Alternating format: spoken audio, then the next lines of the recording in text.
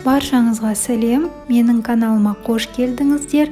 Бүгін сіздермен синнабон рецептісімен бөліскім келеді. Ол үшін жылытылған сүтке ашытқы қосамын, 1 шай қасық қант,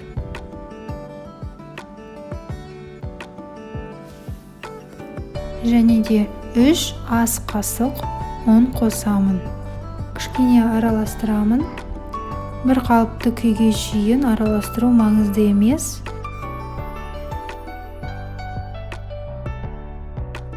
Осылайша араластырып қоямын. Үстін пленкамен жауып, 5-10 минутқа қалдыра тұрамын. Бұл масса көпіріп, ашытқы жұмыс істей бастайды. Әзірге біз 2 жұмыртқаға ванильді қантты қосамыз. Қалған қантымызды саламын және де тұзды салып, бір қалыпты күйге шейін араластырамын. Біздің массамыз көпірді. Енді осыны жұмыртқаның ішіне құямын.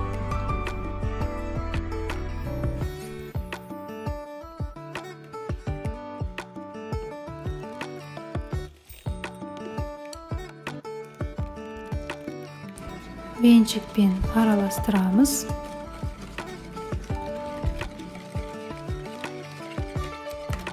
Үнді мен бөлшектеп саламын. Міндетті түрде иілгіштен өткіземін.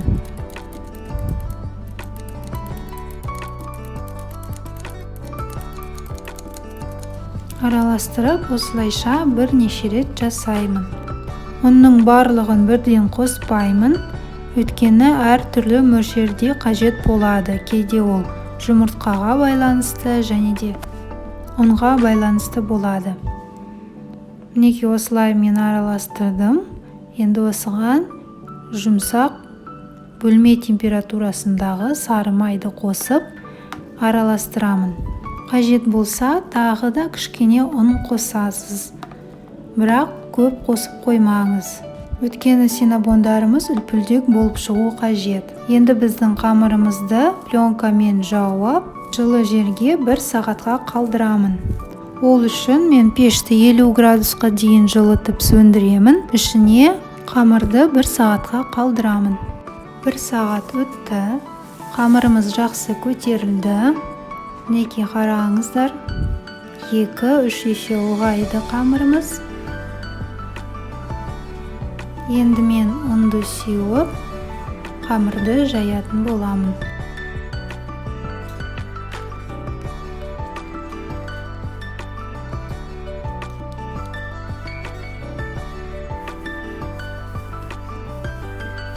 Сонымен қатар оқтауға да қамырдың үстіне де кішкене ұн сеуіп қоямын.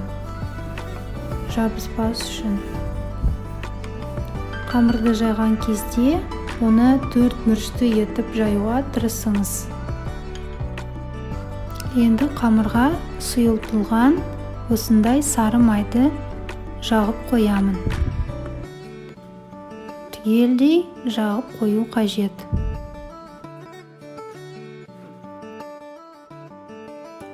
Қант пен корицаны араластырып, үстіне себемін.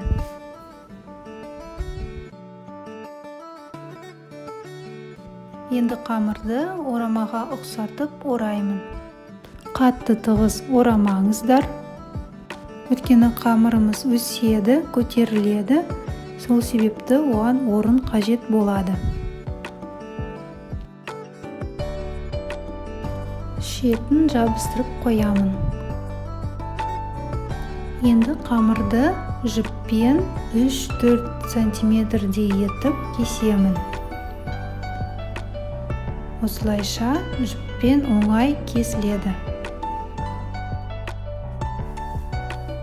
Противенге май жағып, немесе пергамент қағазын төсеуге болады. Өзіңізге қалай ыңғайлы, солай жасайсыз. Осылай мен салып қоямын. Салған кезде арасына кішкене орын қалдырамын. Енді оларды орамалмен жауып, қайтадан көтерілу үшін 30 минутқа қалдырамын. Әзірге крем дайындап қоюға болады. Менде осында творожный сыр және де қаймақ. Енді осыған қант пудрасын қосып араластырамын. Негізі миксермен араластырған жақсы болады. Сонда крем үлпілдек бір қалыпты болып шығады. Неке мен миксермен араластырдым, осындай крем болып шықты. 30 минут өткеннен кейін синабондарымыз көтеріліп, пісіруге дайын болды. Оларды мен 180 градусқа 15-20 минутқа қоямын. Синабондарымыз пісті, иісі керемет. Енді оларға крем жағып қойға болады. Кремді үстіне жаққан кезде креміміз ішіне сіңіп, синабондарымыз жұмсақ, тәтті болып шығады. Аямай, жақсылап тұрып, жан-жағынан жағып қоямын. Жұмсақ, тәтті синабондарымыз дайын болды. Ең керемет булочкалардың бірі болып саналады осы синабондар. Міндетті түрде жасап көріңіздер. Менімен бірге болғандарыңызға рахмет.